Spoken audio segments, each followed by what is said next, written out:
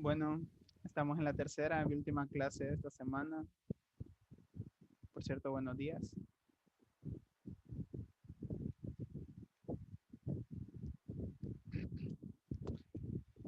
¿Qué es el factor de potencia? Recapitulando un poco lo que vimos los 2 días anteriores, denominamos factor de potencia al cociente entre la potencia activa y la potencia aparente, que es coincidente con el coseno del ángulo entre la tensión y la corriente cuando la forma de onda es senoidal pura, o sea que el factor de potencia debe tratarse que coincida con el coseno de pi, pero no es lo mismo. Es aconsejable que en una instalación eléctrica el factor de potencia sea alto y algunas empresas de servicio electroenergético exigen valores de 0,8 y más, o es simplemente el nombre dado a la relación de la potencia activa usada por un circuito expresada en vatios o kilovatios, a la potencia aparente que se obtiene de las líneas de alimentación expresada en voltiamperios o kilovoltiamperios. Las cargas industriales en su naturaleza eléctrica son de carácter reactivo a causa de la presencia principalmente de equipos de refrigeración, motores, etc. Este carácter reactivo obliga que junto al consumo de potencia activa, kilowatts, se sumen el de la potencia llamada reactiva, kilovoltamperios reactivos, eh, las, cual, las cuales en su conjunto determinan el comportamiento operacional de dichos equipos y motores. Esta potencia reactiva ha sido tradicionalmente suministrada por las empresas de electricidad, aunque pueden ser suministradas por las propias industrias. Al ser suministradas por las empresas de electricidad, deberá ser producida y transportada por las redes, ocasionando necesidades de inversión en capacidades mayores de los equipos y redes de transmisión y distribución. Todas estas cargas industriales necesitan de corrientes reactivas para su operación. Porque existe un bajo factor de potencia. La potencia reactiva, la cual no produce un trabajo físico directo en los equipos, es necesaria para producir el flujo electromagnético que pone en funcionamiento elementos tales como motores, transformadores, lámparas fluorescentes, equipos de refrigeración y otros similares. Cuando la cantidad de estos equipos es apreciable, los requerimientos de potencia reactiva también se hacen significativos, lo cual produce una disminución exagerada del factor de potencia. Un alto consumo de energía reactiva puede producirse como consecuencia principalmente de un gran número de motores, presencia de equipos de refrigeración y aire acondicionado, una subutilización de la capacidad instalada en equipos electromecánicos por una mala planificación y operación en el sistema eléctrico de la industria, un mal estado físico de la red eléctrica y de los equipos de la industria, cargas puramente resistivas tales como alumbrado incandescente, resistencias de calentamiento, etc. No causan este tipo de problemas ya que no necesitan de la corriente reactiva. ¿Por qué resulta dañino y caro mantener un bajo factor de potencia? El hecho de que exista un bajo factor de potencia en su industria produce los siguientes inconvenientes. Al suscriptor, aumento de la intensidad de corriente, pérdidas en los conductores y fuertes caídas de tensión, incrementos de potencia de las plantas, transformadores, reducción de su vida útil y reducción de la capacidad de conducción de los conductores. La temperatura de los conductores aumenta y esto disminuye la vida de su aislamiento. Aumentamos aumentos en sus facturas por consumo de electricidad. A la empresa distribuidora de energía le ocasiona mayor inversión en los equipos de generación ya que su capacidad en kilovoltiamperes debe ser mayor para poder entregar esa energía reactiva adicional, mayores capacidades en líneas de transmisión y distribución, así como en transformadores para el transporte y transformación de esta energía reactiva, elevadas caídas de tensión y baja regulación del voltaje, lo cual puede afectar la estabilidad de la red eléctrica. Una forma de que las empresas de electricidad a nivel nacional e internacional hagan reflexionar a las industrias sobre la conveniencia de generar o controlar su consumo de energía reactiva ha sido a través de un cargo por demanda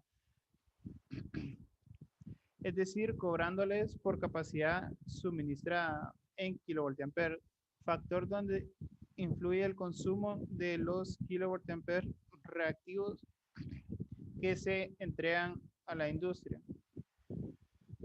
¿Cómo se puede mejorar el factor de potencia? Mejorar el factor de potencia resulta práctico y económico por medio de la instalación de condensadores eléctricos estáticos o utilizando motores sincrónicos disponibles en la industria. Algo menos económico si no se dispone de ellos. A continuación se tratará de explicar se trata de una manera sencilla y sin complicadas ecuaciones ni términos el principio de cómo se mejora el factor de potencia. El consumo de kilowatts y kilovoltiamperes reactivos o kilovoltiamperios en una industria se mantiene inalterables ante el dispositivo de la compensación reactiva, instalación de los condensadores. La diferencia estriba en que al principio los kilovoltiamperes reactivos que esta planta estaba requiriendo deben ser producidos, transportados y entregados por la empresa de distribución de energía eléctrica, lo cual se ha mencionado anteriormente, le produce consecuencias negativas. Pero esta potencia reactiva puede ser generada y entregada de forma económica por cada una de las industrias que lo requieran a través de bancos de capacitores y o motores sincrónicos, evitando a la empresa de distribución de energía eléctrica el generarla, transportarla y distribuirla por sus redes.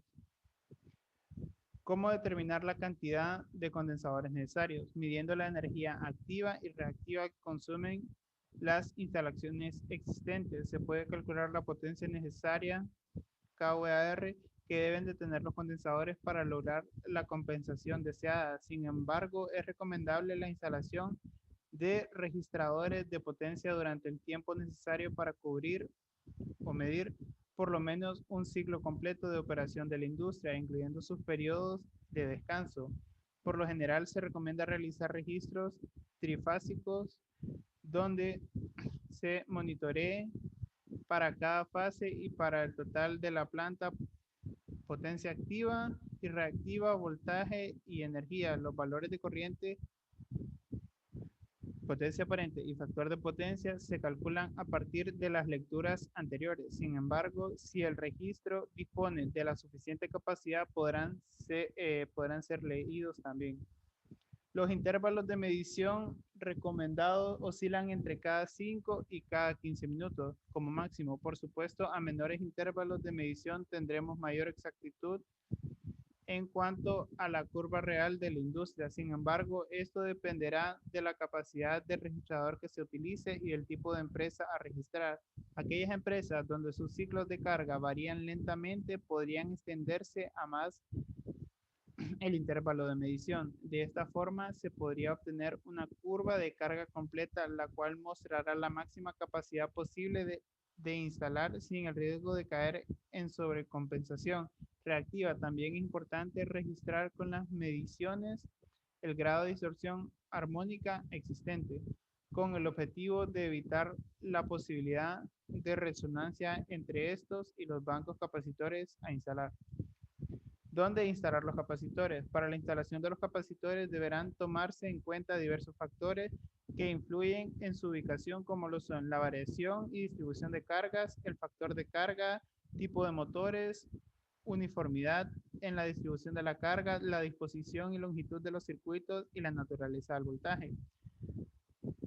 Se puede hacer una corrección del grupo de cargas conectando en los transformadores primarios y secundarios de la planta. Por ejemplo, en un dispositivo principal de distribución o en una barra conductora de control de motores. La corrección de grupo es necesaria cuando las cargas cambian radicalmente entre alimentadores y cuando los voltajes del motor son bajos, como por ejemplo de 230 voltios.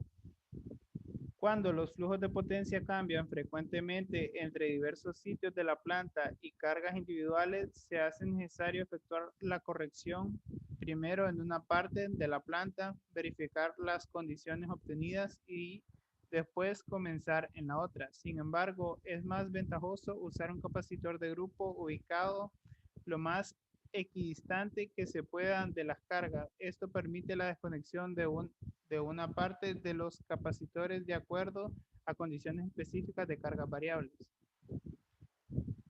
Cuando la longitud de los alimentadores es considerable, se recomienda la instalación de capacitores individuales a los motores. Por supuesto, se necesitarán varios condensadores de diferentes capacidades, resultando esto en un costo mayor. Sin embargo, debería evaluarse el beneficio económico obtenido con la compensación individual, considerado que el costo de los capacitores para bajos voltajes es más del doble que los de los altos voltajes. Por esto, cuando el voltaje de los circuitos de motores es de 230 volts, es más económico usar una instalación de grupo si es que esta se puede efectuar en el primario a 2400 o 4160 voltios. Debemos también considerar que cuando los capacitores se instalan antes del banco principal de transformadores, estos no se beneficiarán y se aliviará su carga de kilovoltiamperes. Esta es una buena razón para usar capacitores de 230 a pesar de su alto costo. Correcciones aisladas. La corrección aislada del factor de potencia se debe hacer conectando los capacitores tan cerca como sea posible de la carga o de las terminales de los alimentadores.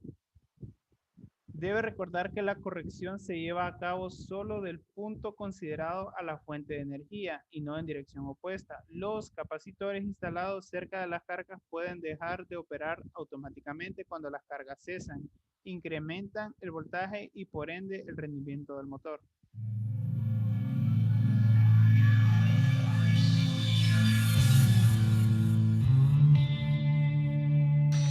Bienvenidos a este nuevo subtema donde conoceremos qué es la potencia aparente y cómo se mide, así como su relación con la potencia consumida en un circuito eléctrico. Potencia aparente es un término de potencia muy importante y que solo tiene significado en los circuitos de corriente alterna. Y ya que los sistemas de generación, transmisión y distribución de la energía eléctrica son fundamentalmente en corriente alterna, el conocimiento de potencia aparente es esencial para analizar el consumo de potencia y por lo tanto la energía en la gran mayoría de las cargas eléctricas residenciales, comerciales e industriales. Podemos visualizar la potencia aparente como la potencia total que se está entregando al circuito, esto es, la potencia total que, por ejemplo, una fuente de voltaje de corriente alterna está entregando a un motor eléctrico. La potencia aparente, al igual que la potencia en un circuito de corriente directa, se define simplemente como el producto del voltaje efectivo por la corriente efectiva. La unidad de medida de la potencia aparente es el voltampere, o simplemente VA, y se identifica por medio de la letra S mayúscula. La potencia aparente recibe este nombre porque es la potencia total que en apariencia se está entregando a una carga para su consumo. Sin embargo, no es necesariamente la potencia que la carga consume. Por ejemplo, en un circuito eléctrico de corriente alterna puramente resistivo, si calculamos la potencia aparente, que es el voltaje efectivo por la corriente efectiva, esto es 120 volts por 2 amperes, esto nos daría 240 volts ampere. Si calculamos ahora la potencia que está consumiendo la resistencia, hay que recordar esto es I cuadrada, 2 amperes al cuadrado, por el valor de la resistencia, y esto nos daría 240 watts. Podemos observar que la potencia consumida es igual a la potencia total que en apariencia se está entregando. Sin embargo, en un circuito RL inductivo, la potencia aparente, voltaje efectivo por corriente efectiva, son los mismos 240 volts ampere. Sin embargo, la potencia real, ahora I cuadrada, 2 al cuadrado, por el valor de la resistencia, 47 ohms, esto nos da 188 watts. Podemos observar claramente cómo ahora la potencia consumida ya no es igual a la potencia total en apariencia entregada, y esto sucede justo en un circuito inductivo. El hecho de que la potencia real consumida sea diferente a la potencia total entregada da lugar al concepto de factor de potencia. el factor de potencia es igual a la potencia real entre la potencia aparente. Este parámetro se usa como una medida de la eficiencia en el consumo de la energía eléctrica. De esta manera, un factor de potencia de 0.5 nos dice que la eficiencia en el consumo de la energía es del 50%, ya que del total de potencia aparente entregada, solamente se está consumiendo la mitad. Si calculamos ahora el factor de potencia en los dos circuitos analizados, vemos que en el circuito resistivo el factor de potencia FP, que va a ser igual a la potencia real, 240 watts, entre la potencia aparente, 240 volts ampere, tenemos un factor de potencia unitario. Sin embargo, en el circuito inductivo, el factor de potencia, de nueva cuenta, potencia real, 188 watts, entre potencia aparente, 240 volts ampere, nos da un factor de potencia de 0.78.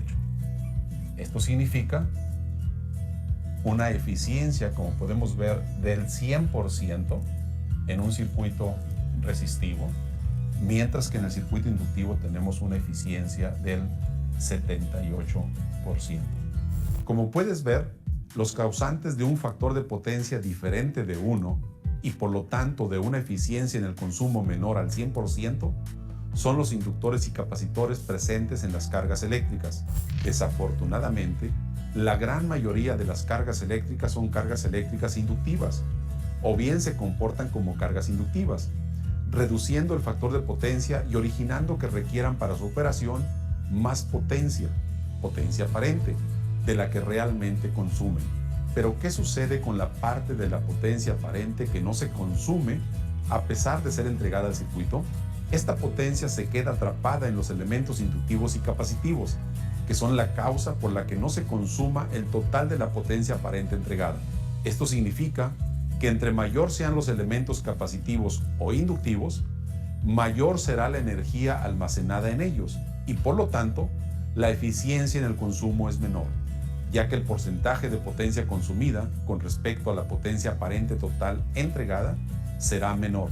El factor de potencia es muy importante para el prestador de servicio de energía eléctrica, como la CFE en el caso de México, y también para los grandes consumidores de energía, ya que si estos últimos tienen un bajo factor de potencia y por lo tanto una baja eficiencia en el uso de la energía, obligan a la compañía de energía eléctrica a generar, transmitir y distribuir el total de potencia aparente aunque ellos solo consuman una fracción, originando mayores costos para el prestador del servicio. Por lo tanto, el prestador de servicio va a penalizar a esos consumidores por su baja eficiencia en el uso de la energía eléctrica.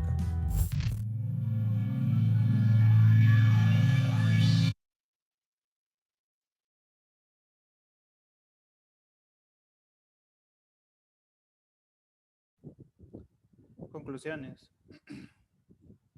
El factor de potencia se puede definir como la relación que existe entre la potencia activa y la potencia aparente y es indicativo de la eficiencia con que se está utilizando la energía eléctrica para producir un trabajo útil. El origen del bajo factor de potencia son las cargas de naturaleza inductiva, entre las que destacan los motores de inducción, los cuales pueden agravarlo si no se opera en las condiciones para las que fue diseñado. El bajo factor de potencia es causa de recargos en la cuenta de energía eléctrica, los cuales llegan a ser significativos cuando el factor de potencia es reducido.